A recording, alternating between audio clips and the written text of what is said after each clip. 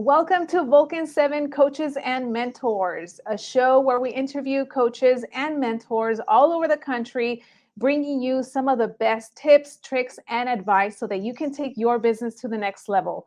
If you know of anyone that would be a great fit for this show, please reach out and we would love to have them on here. I'm Loida Velasquez, and I am so excited today for our very first episode. We have a high-profile agent, speaker, and coach, Jeff Glover. Hey, how we doing? What's going on, Jeff? So for anyone that's watching that might not know who you are, give us a quick summary. Let us know who you are, where you at, and what you're doing. Sure. So my name's Jeff Glover. I've been listing and selling real estate now for 21 years, if you can believe that. I got licensed right out of high school. So Wow, This is all I've been doing since I was 18 years old, listing and selling real estate. And I'm still on the ground. I think that's probably the biggest difference today. I know agents have a lot of options of people that they should follow and listen to, and there's a lot of great producers and leaders out there. One of the biggest differences with me is I'm still in it. I still go on listing appointments, buyer consultations. I know what agents are going through today. But fast forward to today, I operate a team here in Michigan, in Detroit specifically. We sell about 1,000 houses a year. And in the last decade, I have personally averaged 100 sales a year or more myself personally. So, that's a little bit about myself. That's awesome. And I know that you have an event coming up, right? Can you tell us a little bit more about that? Yeah. So we put on events all over the country. In fact, 2 big events per year, and then probably just over 100 smaller half-day sessions. We're in the middle of a tour season right now. We're pretty much every day we're in a different city. But our bigger events our biggest event is coming up this June in Traverse City, June 19th through the 22nd. We'll have just over 1,000 agents and broker owners from all over North America there. It's broker agnostic, so every company is represented, and that's taking place in Traverse City. 3.5-day conference, breakout sessions, one-on-one interviews, keynotes, everything that you would expect out of a full-blown conference. And we get to have some fun too. Each night we do something fun. On Monday night, everyone goes down to the beach for a welcome reception, which is right there on the shores of Lake Michigan, which is gorgeous. On Tuesday night, we take our attendees up to the wineries in northern Michigan. So it's a really cool experience. And we still have tickets available, and people are still booking hotel rooms and flights right now as we speak. Awesome. So if someone that's listening is interested in attending, where can they go? gloveru.com/retreat. That's gloveru.com/retreat. And I should probably tell you our theme this year is building a massive listing inventory. Mm. So every time we do an event, we have a little bit of a different theme. This one is focused all around sellers specifically. And of course, a lot of it is using your tools at Vulcan7, but also using social media, using database, agent-to-agent referrals. So we've got, now we have not just hundreds, but we have thousands of success stories around the country. So we interview our top agents on panels who are using our system at a very high level. And, we're not talking 30, 40 deals a year. I mean, everyone's, 75, 100 deals a year on our stage, unless they're a rookie that did like 50 deals their first year in coaching or something like that. Wow, that's amazing. And I'm glad that you're bringing up listings. I think that puts us right into what we want to talk about today, which is listings. Yeah. I hear it all the time, agents that are struggling with buyers. I think it's easier to get buyers than to get listings. So for that agent out there that's struggling to get listings, why do you think that that's happening? Well, because first of all, and I know this sounds so cliche, but it actually starts with mindset. And what I mean by that is, agents today are kind of bought into this idea that if listings are down in the market, then that means my personal listings will be down. Most markets across the country, listings are about half of what they were at the same time 2 years ago. And so what happens with the typical real estate agent mindset is, well, if listings are down, then my listings are going to be down. We made the decision once all of the news came out that listings were down, because listings in Detroit are down 50% of where they were 2 years ago. We're just going to go ahead and double down on listings, and we're going to put more time, energy, and effort on those. And I know that sounds like kind of pie in the sky or whatever, saying, oh, it's just mindset. It's more than that, Jeff. It's skill, it's this and that. And you're right, it is more than that. But we actually have history that proves that when something is down in a market, there's actually more to go around. If you go back and look at 2005 to 2010, 2005 was arguably the last peak in the market. We had about 1.6 million realtors, about the same that we have today. and around 7 million home sales that year. That was a great year. 2010, just 5 years later, the real estate agent count dropped from 1.6 million to 897,000, according to NAR. So we lost like half the industry, but sales only dropped maybe 30%. So there was actually more to go around for those that stuck it out. And so our belief is, let our competitors buy into this idea that listings are down and let them go focus on buyers and on buyer leads. And we've just doubled down on sellers. Yeah, I absolutely agree with that. So for anyone that's watching and maybe they have picked up some momentum, maybe they have already finished getting some buyers under contract and they really want to focus on listings, where would be the first place that they should start prospecting, whether it's calling, knocking? What would you recommend? Yeah. Well, our listings really come from like 3 major areas today. They're coming from expireds and for sale by owners. By the way, the best script you can use to get responses from expireds today: are you still accepting offers on your home on blank street? That's the number one response getting script. Are you still accepting offers on your home on blank street? My entire career between expireds and FSBOs, I've listed and sold over 1,000 of each. So I've tried everything.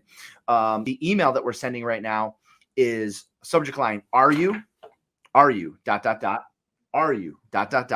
and the body of the message, still accepting offers on your home on blank street. Are you is the subject line, body of the message, still accepting offers on your home on blank street. The reason why that gets open rates, by the way, we're at about a 41% open rate on that with expireds. 41%. That's awesome. Like double or triple what most people get. Why is that? Well, because people can see the first line of your email. If you open up your phone, you can see who it's from, you can see the subject, and you can read like the first 7 words. So if it says, are you still accepting offers, ... they're going to be more likely to open that email and respond to it. And the thing is, the email's got to look like, it's coming from your cell phone. It can't look like you wrote it on a desktop with a nice fancy signature or anything like that. It's even better if it's like no signature at all. So that's working well for us. Obviously, direct mail. We've got a nice trifold piece that we send out to every single expired in the market. And that gets out. Here's the key on the expired mailing working. You want to be one of the first ones that they receive. So we went to our post office locally here. I'm in a suburb of Detroit called Plymouth, Michigan. And I asked them, what time do you need the mail by in order for it to be in someone's hands the next day? They said 10:30 a.m. And that, of course, is just Metro Detroit. Okay, good. So guess what? It's a policy within our office.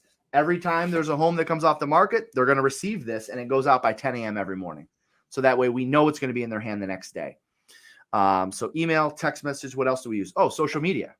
So we take the email contact information that we get from Vulcan. We take that over to Google. We hit search. Guess what we pull up? Their Instagram, their Facebook, their Twitter, pretty much any social media account that they have attached to that email address. And what do? We message them. Now, most people would say, well, yeah, Jeff, but you're going to sit in their filtered messages. You're going to sit in their unread messages. Well, yes, but if the first sentence of my message is, are you still accepting offers on your home? They're more likely to open that. So we get a lot of responses through social media. So we find them using the email address, take that to Google, hit search, put that into Google. You're going to find their Instagram handle or their Facebook handle, and you can message them that way. We also go see them at their door. So today, what's fascinating to me, in 2023, door knocking with all the technology that we have. Think about social media, chat, GTP, AI, all this stuff, everything we have today. Door knocking, good old fashioned door knocking, is actually more effective today than it's ever been in the history in real estate. And why is that? That's because more people are home today. More people are answering their doors today. More people are used to things showing up at their front door. 10 years ago, when I would drop off pre-listing packages on the front porch, I would walk up to the front porch and I'd have to do like one of these. Oh, gross. Cobweb. Yeah. Because nobody checked their front door, right? Nobody was using their front door 10 years ago. Today, everyone is receiving packages and everything at their front door. I mean, you can order DoorDash and the driver can show up in a 1987 rusted out Honda. Yeah, come on in. Let me get you a tip. People are just more likely to open their door today for people. So response we get from the door is more effective today than it's ever been. We also use geofencing. So we'll target addresses once a month. We send a list of properties to geofence to our ad agency. And so they'll take them and they can narrow it down to like 1/10 of 1 square mile.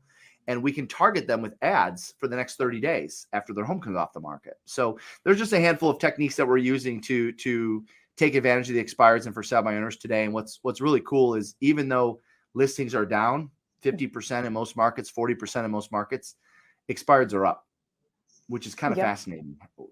Listings are cut in half, but expireds are up. So that's an area where we're seeing a lot of business. Also, social media is an area where we're getting a lot of listings right now. And I mean, I can talk for forever and ever, but you might have had a question or something in there. So sorry, I'll stop. I'll shut up now. All of this is such amazing information for anyone that's listening. You might need to stop this video, watch it like 2 or 3 times, because everything you just mentioned in the last couple minutes, I think are things of value that a lot of agents are not doing. Some of them maybe don't think that door knocking still works, or why should I do it? No one's opening the door, or I shouldn't cold call, or I shouldn't, send DMs or use social media. But at the end of the day, you're proof that all of this works.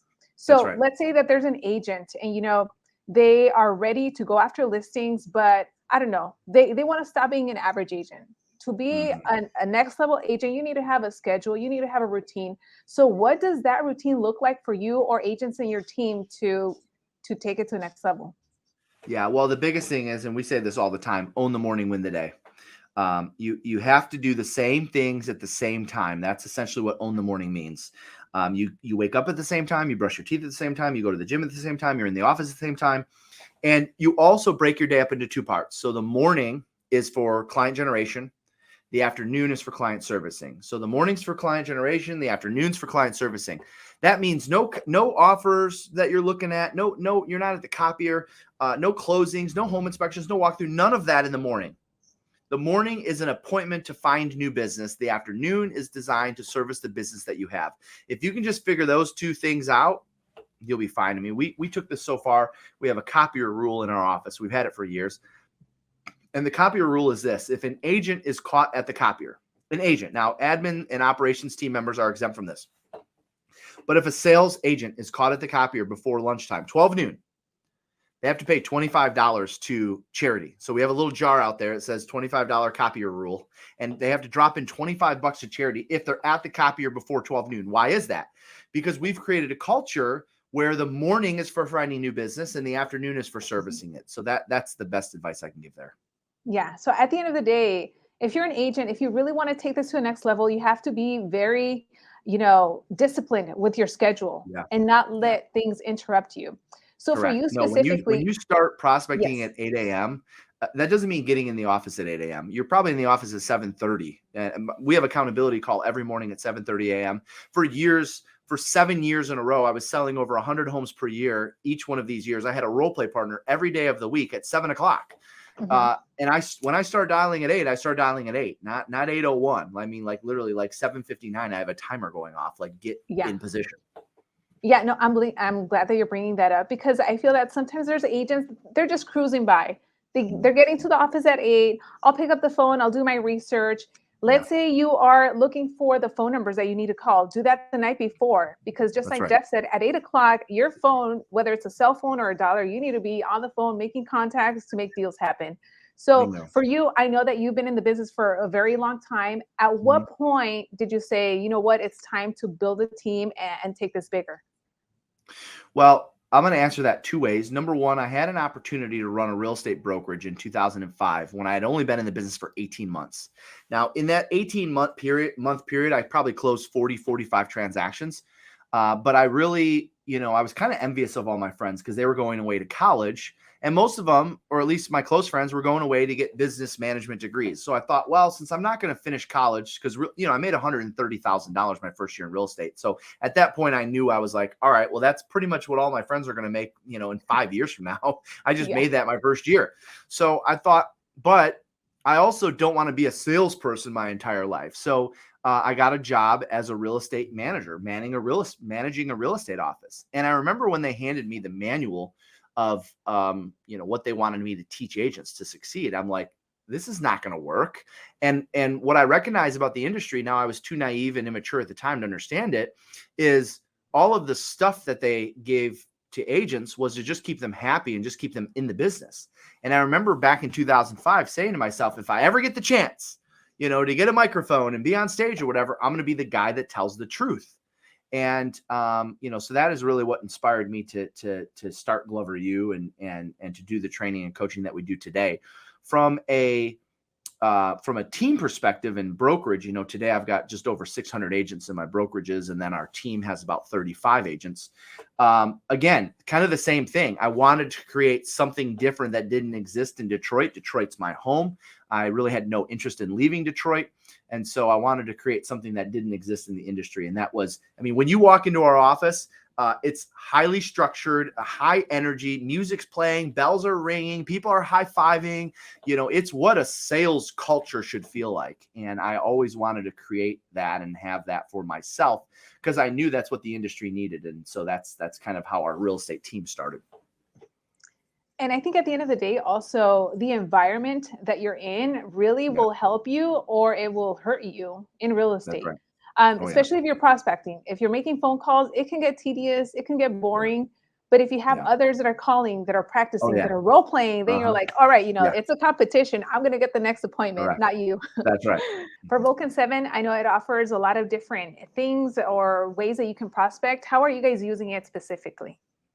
Well, we're using it mostly for expireds and for sale by owners. And we have agents that use it the traditional way, which is the way I learned Vulcan7, which is just, through the dialer.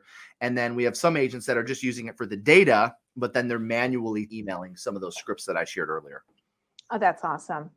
So going back to social media, because I think also video is something that a lot of agents are still hesitant about doing. For me, it has impacted my business a lot. I sent those messages that you said. What would you say to that agent that's like, oh, well, you know what? Like, I'm not good on video and I'm shy or whatever excuse that they give you.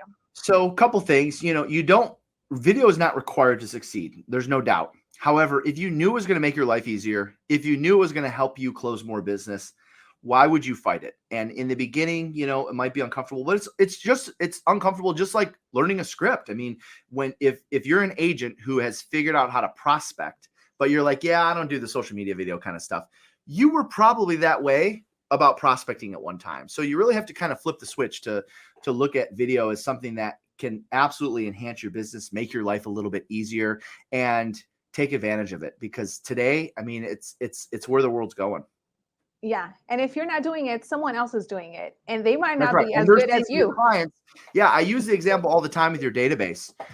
If you're still sending postcards and pumpkin seeds and you're doing the traditional stuff to the database, forget it, man. Your buyers and sellers are being served video constantly by your competitors. And if they don't see you, other than the letter that they get in the mail with your little tear off calendar, they're going to wonder, are you selling any houses? What happened to Jeff? I haven't seen him in a while, because they're constantly spending time on their phone and they're seeing other agents. Yes. And that's another key, to be consistent also on social media so that they're seeing you, because the moment that you stopped, they in their mind are going to think that you already went out and are no longer in the business. That's right. Yeah. So to wrap this up, what would you say to that agent that's looking to be a strong agent? They want to take more listings. They want to maybe stop working with buyers or hand that off to a buyer's agent or a showing agent? Well, here's the deal. Agents spend way too much time spreading themselves too thin. And instead, they need to just pick one or two sources and own it. You'll never go to a conference, including ours, and see people on stage that are up there. Hey, I sold 110 homes last year. And oh, by the way, here's the 17 sources of business. No, they all have maybe 2, 3 at the most that they've owned. So agents have to do a really good job of doubling down on a source of business that works for them versus constantly implementing and trying and testing and trial running and beta testing and all this stuff, new stuff. And there's actually 3 ways you can double down, because we've heard the term double down for years. You got to double down on your farm, or you got to double down on your database, or whatever. What does it mean to actually double down? Well, there's actually 3 ways you can double down. One way is through time and effort. That's usually everyone's least favorite, because that's AKA hard work. Time and effort. You can look at, let's just say if I'm putting an hour a day into the Vulcan dialer, well, if I add an hour in the afternoon or an hour in the evening, that's technically doubling down. All right. And if I double down on my time, I should double down on my leads, and that's my results. So that's one way you can double down. The second way you can double down is on your resources. And that's a little easier, but that costs money. Doubling down on resources would be like adding an ISA. Doubling down on resources would be, all right, I'm calling, I'm texting, and emailing. That's a lot. What else could I be doing to get in front of these expireds and first-time buyers? All right, I'm going to add a direct mail piece. That would be doubling down on a resource, right?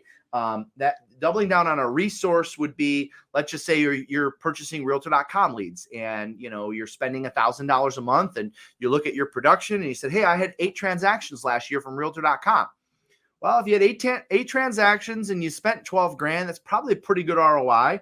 Could you call your rep and see if they double your spend, could you double your lead count? Yes, you're going from $12,000 a year to $24,000.